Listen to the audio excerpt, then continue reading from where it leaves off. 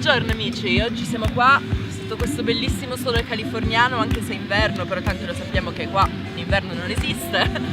E diciamo che faccio questo video perché è finito il primo term, abbiamo finito la prima parte dell'anno scolastico e fra pochissimi giorni ritornerò in Italia e ovviamente diciamo che un sacco di interrogativi si fanno spazio nella mia mente. Come ben potete vedere qua l'inverno non esiste e non mi sto lamentando per questa cosa, però mi sono detta forse è meglio ricordarsi com'è essere al freddo prima di tornare a casa nell'inverno italiano.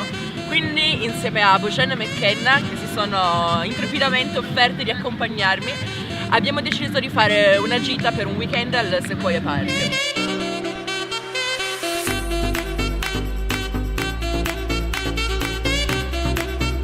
Ho deciso di andare al Sequoia Park perché dopo tutto quello che è successo in questa prima parte dell'anno e prima di ritornare per un breve periodo alla mia vita italiana mi sono detta voglio almeno una giornata dove stacco da tutto e da tutti e vado a immergermi nella natura e do ascolto al mio spirito hippie.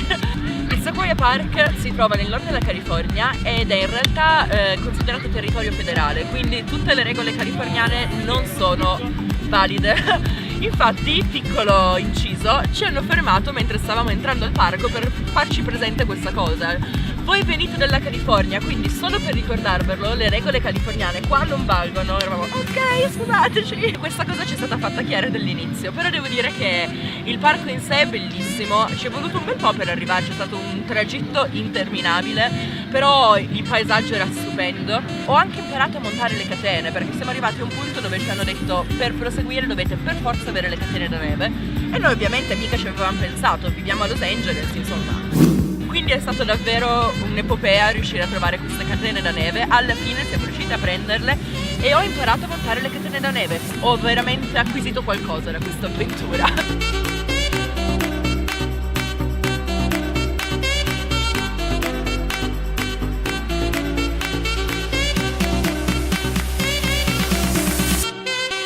È stato bellissimo anche perché lì il paesaggio naturale è stupendo, è pieno di queste sequoie enormi che sono lì da secoli, da millenni, con questi tronchi giganteschi, e il Sequoia Park è chiamato così soprattutto per il fatto che all'interno del parco c'è questa sequoia che è una delle sequoie più grandi del mondo, si chiama General Sherman, e io da quello che avevo sentito dire mi aspettavo in realtà una di quelle sequoie altissime o larghissime. In realtà non è né l'una né l'altra cosa, è una sequoia enorme, però comunque ho scoperto che era considerata così solo per il volume, quindi in realtà su quello hanno un po' mentito, però il parco in sé ne vale assolutamente la pena di andarci. Scusate ragazzi, mi sono un attimo spostata perché nella strada dietro di me dove stavo girando il video hanno iniziato uno dei 1000 spettacoli di street dance e c'era una musica assordante, non avremmo sentito niente. Comunque, ritornando al discorso, ho appena finito il primo term, abbiamo avuto i nostri esami, abbiamo fatto l'exam play, sono andate strabene, sono molto felice. Abbiamo messo in scena lo spettacolo A Loss of Roses, che in italiano si traduce con La perdita delle rose. È un dramma molto molto intenso, però anche bellissimo, scritto da William Inge, che è uno degli scrittori americani moderni più famosi e più geniali di tutti i tempi. Io interpretavo Helen, la madre di questo ragazzo che è diciamo un po' il fulcro della storia, quello attraverso cui gli eventi si sviluppano, ed è stato veramente veramente interessante anche per il fatto che ho dovuto lavorare con delle persone, con degli studenti con cui non avevo mai lavorato, quindi ho fatto tutto il primo term con la mia classe, ci siamo legati l'uno all'altro, abbiamo imparato a fidarci e poi mi sono trovata a dover montare uno spettacolo dal nulla in 3 settimane con un gruppo di persone che non conoscevo. Anche il mio direttore era un direttore esterno dell'Academy, che l'Academy assume proprio in periodo di exam play, che vengono e appunto mettono insieme e montano il nostro spettacolo. È stata veramente un'esperienza perché ho passato tutti questi mesi a studiare, lavoravo su delle scene, mettevo in scena qualcosa, insomma c'era sempre anche il lato pratico, però mi mancava fare uno spettacolo proprio dall'inizio alla fine ed è stato veramente bellissimo perché quasi rinfrescante, insomma passi tutto questo tempo a studiare, non vedi l'ora di metterle in pratica e poi lo spettacolo.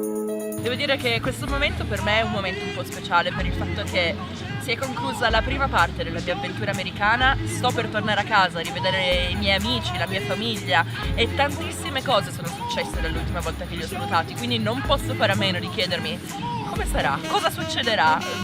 saranno diverse le cose, saranno sempre le stesse, i miei amici mi vorranno ancora, mi accetteranno, insomma ci sono un sacco di interrogativi nella mia mente. Sono ovviamente felicissima di tornare a casa, mi manca tantissimo la mia famiglia, i miei migliori amici, però c'è anche un po' di timore, se devo essere sincera, perché ho lavorato per far sì che questo posto fosse la mia nuova casa e adesso mi sento in un qualche modo un po' a casa quando sono qua e mi chiedo, tornare nella mia effettiva casa, che effetto farà? Quindi diciamo che questa giornata mi è servita tantissimo anche proprio per prendere un respiro e dirmi: Lara, va tutto bene, ce la puoi fare. E adesso sono carichissima, non vedo l'ora di tornare a casa a raccontare a tutti quanti le avventure che ho vissuto. Sarà strano perché non vivo con la mia famiglia da 6 mesi e quindi ora tornare alle origini fa strano. Mi sento un po' Anna Montana in questo periodo, cioè tipo la mia vita californiana e la mia vita italiana. Però insomma, penso che sia anche questo il bello di questa avventura, no? Quindi ci vediamo prestissimo e questa volta in Italia. Ciao!